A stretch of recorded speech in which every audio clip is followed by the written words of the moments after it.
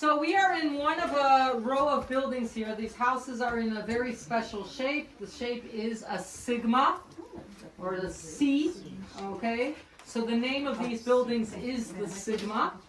Every single room here has a beautiful mosaic floor. Many inscriptions also at the entrance. Look at the size of the stones here. What does this tell us? It's very high quality.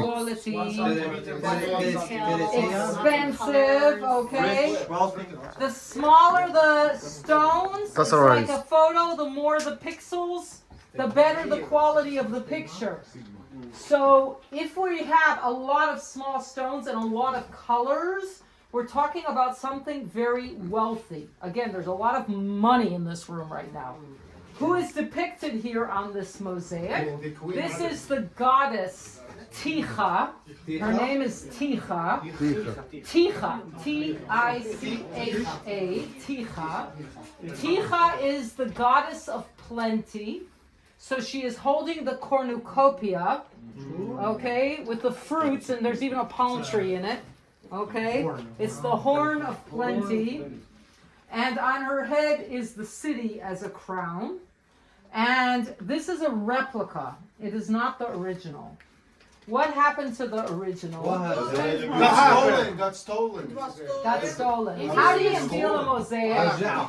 Very carefully. One piece at a time. Well, how did they steal the inscription? Okay, so first of all, let's go back for a minute. I told you that all of this was buried, right? All of this was underground. You saw how far they had to dig, right? You saw the height of that pillar and where we were sitting? They had to dig a lot. Who worked here? Who were all the people who worked here? People from the archaeologists in Israel, okay, you got some students or whatever to do the dig for you. It's not a lot of people. You needed a lot of people to work here. Who worked here? Slaves. Almost. People from Egypt. So let me tell you, no, we're talking 1980s. There were 1980s. What happened in the 1980s in Israel? War with Or in the world, anyways, 1980s. Anyone know crisis? What crisis? We had the war with Lebanon. In Egypt, we had finished the agreement in Egypt. 1980s. Economic, thank you very much. Economic disaster around the world, stock markets crashing. In Israel, the black market, Lillian Bloom Street, that we changed. We went from a lira to a shekel to a new shekel. In a span of just a few years, we changed our currency twice. There was a huge economic disaster in Israel. And what happened in those times was also a lot of businesses closed down. Okay, especially the textile industries in Israel. The big one was Atta. I don't know if anyone remembers Atta's ancient history. It was a very big textile plant in Israel. And the other one was Kitan, which still exists today. But Kitan and Atta said it's not financially viable to work here in Israel. Let's go open a factory in India or wherever where it's cheaper, China, cheaper labor, cheaper products, cheaper everything. And they closed down. And here in Beit Shan, in our industrial zone, there was a Ketan factory that was the main source of income for this town. Almost everybody in Beit Shan, at least one spouse, and sometimes both, worked in that factory. It was the main source of income for the people here. And when the factory closed, the unemployment in this town rocketed through the roof. Okay? And at the same time, the archaeologists want to start a dig here, and they need workers. So they said to the Ministry of Employment, they said, here, we can have a win-win situation. Get people from Beit Shan to come and volunteer to work in the archaeology. It will give them a job until they find a new job. And it's a win for us, for the archaeology, that we'll have workers to do the immense amount of work that we have to do here. The other workers that worked here were from the prison, Shatta prison.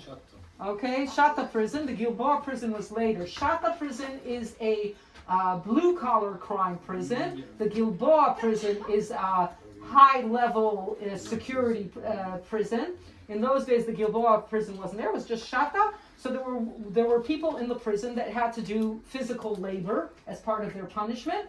They were brought here to work in the archaeological dig.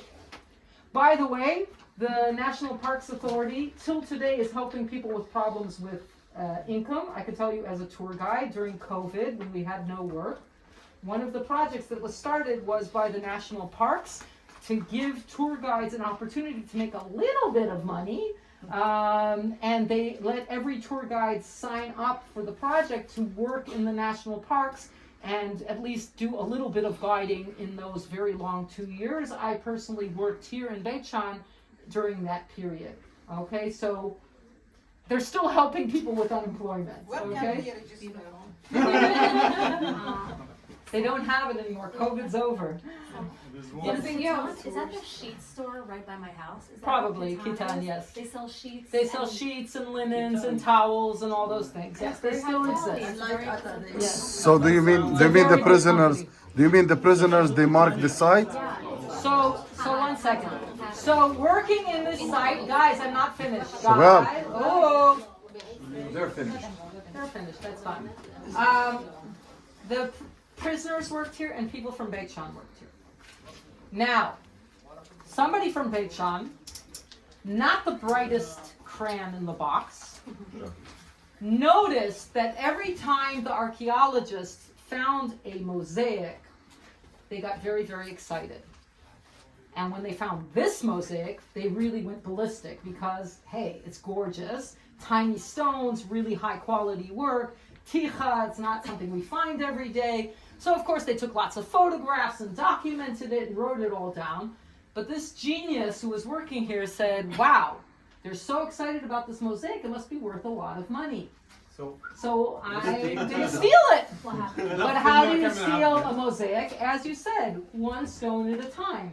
Every day he would take a few stones, put them in his pockets, and walk out. The problem was They're worthless. they're worthless. At the end of the day, he had a pile of small stones sitting in his house, and he didn't know how to put it back together again. Puzzle. Now, in the meantime, on site, some visitor came, and the archaeologists wanted to show him their beautiful mosaic on the floor of Tikho, and they came here, and Tikho's gone! Somebody stole Tikho! Now, I was just a kid then. We had made Aliyah just a few years before that. I was a kid, but I remember the newspapers. It was the front page and all the newspapers. Tikho was stolen from the national park in Beit Shan. It was like big, big news. On the sign out here, it says it was never recovered, but the truth is they did recover it. They just